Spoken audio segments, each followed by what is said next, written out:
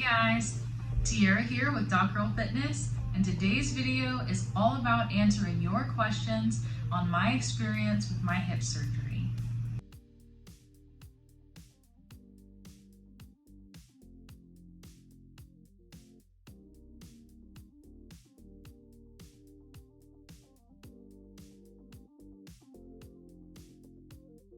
So as I mentioned in my last video, it did not go unnoticed how many of you all provided me with so many thoughtful questions, as well as some really kind words and thoughts of encouragement.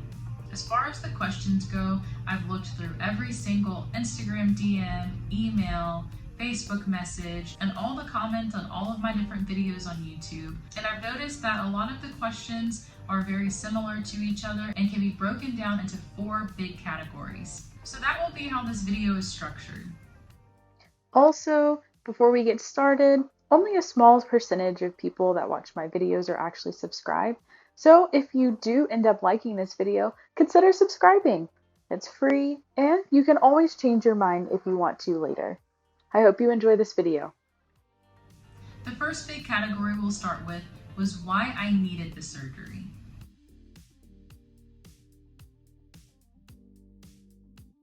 So many of you ask, how much hip dysplasia did I really have? The best way I can explain it to you is by describing to you the conversation I had with my pediatric orthopedic surgeon about how he determined that I had hip dysplasia.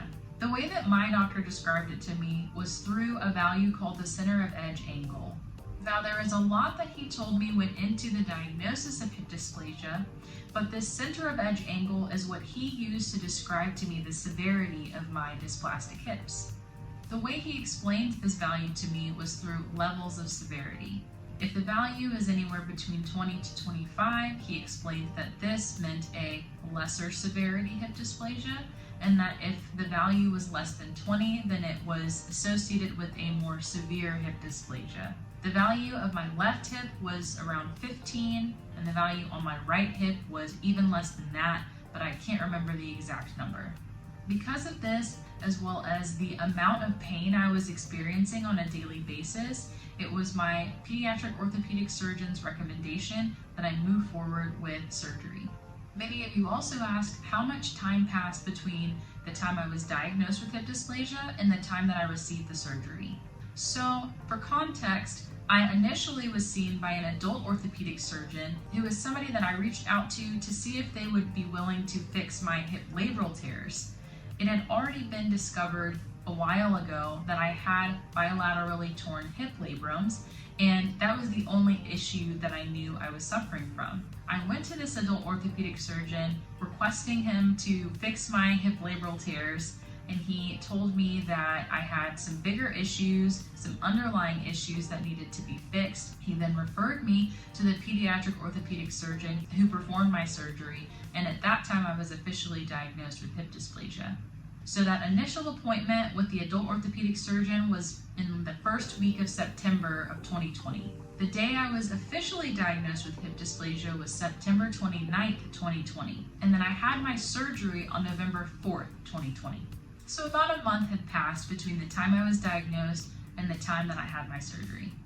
The next category of questions relate to the day of surgery.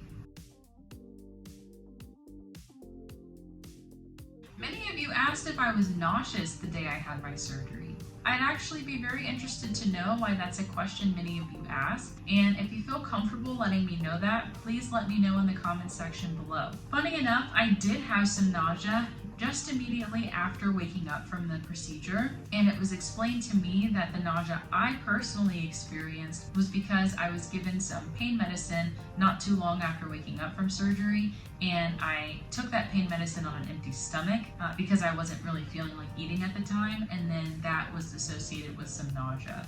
I didn't have any episodes of vomiting, and I was given some anti-nausea medicine around the time of my surgery, which obviously worked because aside from that one time I mentioned, I did not have any other episodes of nausea throughout my hospital stay or any other point in my recovery. The next set of frequently asked questions surrounded whether or not I felt any kind of pain or remember being awake for any parts of any injections or any parts of the procedure. The last thing I remember was being rolled into the OR by the anesthesiologist and the surgeon and speaking with them, and then also speaking with some of the ancillary staff. And I remember being given a medication by IV from the anesthesiologist, and that's it. I don't really remember anything else after that except for waking up after the surgery was over.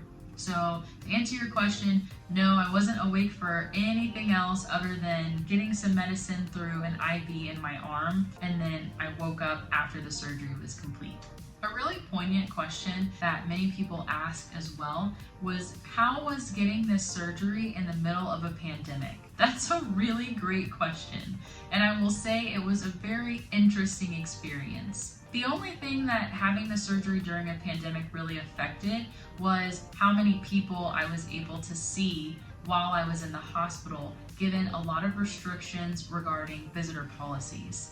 This is only because I had the surgery in November of 2020, so when the pandemic was still really at its height, and because of that, the visitor policy only allowed for me to have 3 people on a list of people that were allowed to come into the hospital and visit me, and they were not allowed to come into the hospital at the same time. So within a 24-hour period, 1 or 2 of them could come at one time, and then they would have to leave for another person to come.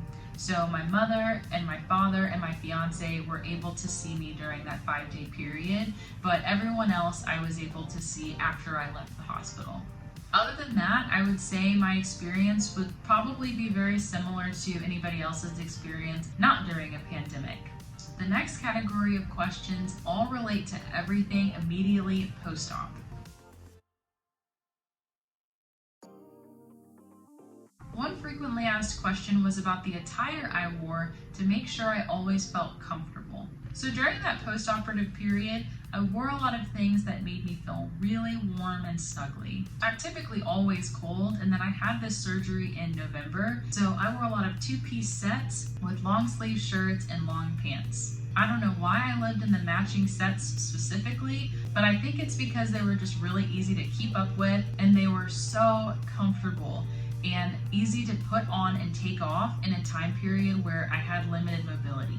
I also wore a lot of fuzzy socks and sweatshirts. Other little extra things I did to stay comfortable included having one favorite pillow that I brought with me everywhere. If I was in the car or I was going to any specific destination, if I was in my wheelchair or I was in my bed, I had this one specific pillow that just made me feel comfortable, and it helped position me in a way that was more comfortable for me. So having that pillow helped. And something that my mom did that was really helpful for me was she bought me this little cheap purse that had a hook on it, so I was able to hook it to my walker, and I put things in there that just made my life easier. So I put my cell phone in there, I put my headphones in there, and I would occasionally put a few little snacks in there. Having that little bag on me was so beneficial because, of course, it had the most important thing, which is a cell phone. That way, no matter where I was in my parents' house, if something were to happen, I would be able to access my phone immediately and reach out to them for help. But then also I had my headphones, so if I wanted to listen to music, I wouldn't have to worry about having lost my headphones and having to go search for them around the house, and I'd always have little snacks on me whenever I needed it. The last and biggest category of questions that I received from you all related to my long-term recovery from my hip surgery. So the most frequently asked question was, how am I doing now? How is my hip? How is my range of motion? How much pain am I in? And everything else in between. So first things first, I feel a lot better. Thank you for asking. I do still feel pain from time to time, but my mobility is a lot better, and I don't feel the same type of pain that I felt before I had the surgery. I'm still not fully recovered yet. I have run into a couple of hiccups here and there, and because of that, I'm still in physical therapy, but physical therapy has helped tremendously, and I rarely ever use any assistance when I walk. I use the word rarely because on occasion, I will be on a tougher rotation at work, meaning I'll be on a rotation where I have to stand for long periods of time, walk for extended periods of time, or I'll be on a 24-hour call that's just really hectic. And in those moments, my hip will get kind of tired and I will have to reach for my crutch, and that's usually at the end of the shift just to help me get through the last part of the shift before I can come home and rest. But other than that, I walk around just fine, no limping, and I'm feeling a lot better. Many of you also asked if I've had the other hip surgery done yet. As I mentioned earlier, I do have hip dysplasia on both of my hips, and it was the recommendation of my pediatric orthopedic surgeon that I have the surgery done on both of my hips. I have had my left hip surgery done. That's the surgery I had done November of 2020, and the goal originally was to have the right hip surgery done sometime around now, but because I have run into a few hiccups along the way with my left hip surgery, I'm still rehabilitating that side, and once everything is in a better place and my pediatric orthopedic surgeon feels comfortable and feels that it is necessary, then I will likely have my right hip surgery done. The last question I received was whether or not I have to have my screws removed, which is a really good question. The answer is I'm honestly not too sure yet. It is something that my orthopedic surgeon has mentioned, but it's something he's still thinking about and we're still discussing each time I go back to visit him, and so I should hopefully know that pretty soon. And that's pretty much it, guys. That highlights the 4 major categories and several of the frequently asked questions I received from you all as it relates to my experience with my hip surgery.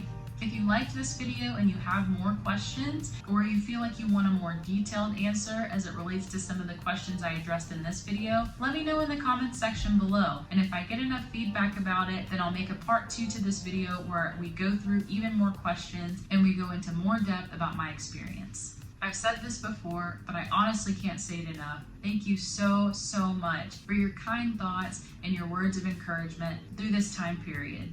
I'm thankful to be sharing this journey with you all and that we're all going through this together, and I look forward to continue to share with you each part of my journey as it moves forward. Please continue to reach out to me through any platform that works best for you, and I'll leave all the different ways you can reach out to me in the description box below. As always, if you like this video, make sure to give it a big thumbs up. If you have any questions or just want to chat, make sure to let me know in the comment section below. And if you like videos about medicine, lifestyle, and fitness, make sure to subscribe to my channel. I'll see you next time.